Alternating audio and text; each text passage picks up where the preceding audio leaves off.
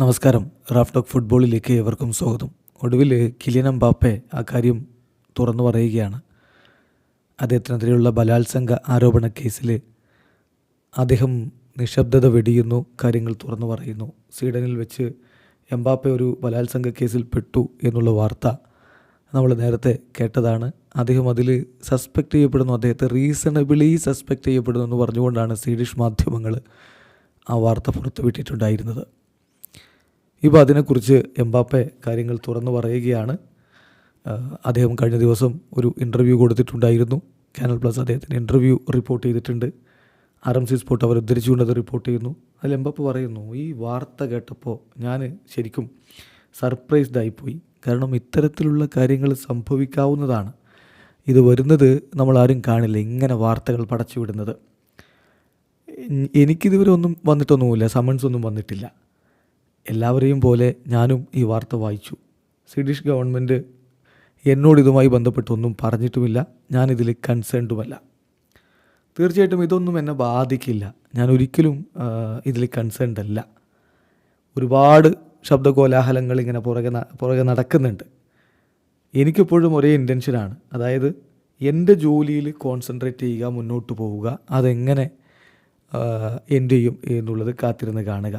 ഇപ്പോൾ ജസ്റ്റിസ് എന്നെ വിളിപ്പിച്ചാൽ, സമൺ ചെയ്താൽ തീർച്ചയായിട്ടും ഐ വിൽ സിംപ്ലി ഗോ, ഞാനവിടെ പോകും. അത് യഥാർത്ഥത്തിൽ ഒരു നൈറ്റ് ഔട്ട് പോലും ആയിരുന്നില്ല. എനിക്കൊരു 5 ദിവസത്തെ ഓഫ് ഉണ്ടായിരുന്നു. അപ്പോൾ ഞാൻ പോകാൻ വേണ്ടി തീരുമാനിച്ചപ്പോൾ ഞാൻ മറ്റെവിടെയെങ്കിലും പോകാനാണ് ഉദ്ദേശിച്ചിരുന്നത്. പക്ഷേ കോച്ച് എന്നോട് പറഞ്ഞു അധികമൊന്നും എക്സ്പോസ് ചെയ്യപ്പെടാത്തൊരു സ്ഥലത്ത് പോകാൻ. അങ്ങനെയാണ് ഞാൻ സ്റ്റോക്ക്ഹോമിലേക്ക് പോകുന്നത്. നല്ല രൂപത്തിൽ തന്നെയാണ് അവിടെ കാര്യങ്ങൾ ചെയ്തത്. ഞാൻ വളരെ റിലാക്സ്ഡ് ആയിരുന്നു. ഞാൻ അവിടെ വിട്ട് പോകുന്നതിന് മുമ്പ്, ഞാൻ ഹോട്ടൽ വിടുന്നതിന് മുമ്പ് ഈ ചിത്രം പുറത്തേക്ക് വന്നു. ഞാൻ അവിടെയുള്ള ചിത്രം പുറത്തേക്ക് വന്നു. ഞാൻ ശരിക്കും അത്ഭുതപ്പെട്ടു, ഇതൊക്കെ ആരാണ് അറിയുന്നത് എന്ന്. എന്തായാലും ഞാൻ ഹോട്ടൽ വിടുന്ന സമയത്ത് ഒരുപാട് ജേർണലിസ്റ്റുകളും ഒരുപാട് ആളുകളും ഒക്കെ എന്നെ യാത്രയാക്കാൻ വേണ്ടി അവിടെ വരികയും ചെയ്തിരുന്നു. ഇത് മാത്രമാണ് എനിക്ക് ഈ വിഷയത്തിൽ അറിയുക.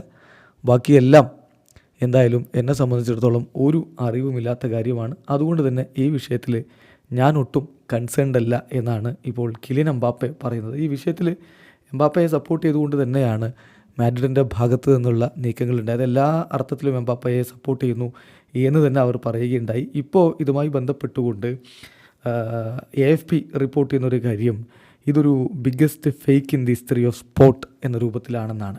അതായത് സ്വീഡിഷ് മീഡിയ ഔട്ട്ലെറ്റ് എംബാപ്പെ ഇതിൽ ഉൾപ്പെട്ടേക്കാം, റീസണബിളി സസ്പെക്റ്റഡ് എന്ന് പറയുകയും അതുപോലെ അത് ക്ലോത്തിങ് കണ്ടെത്തി എന്നൊക്കെ പറയുകയും ചെയ്തു എന്നല്ലാതെ no formal charges have been brought against Mbappe.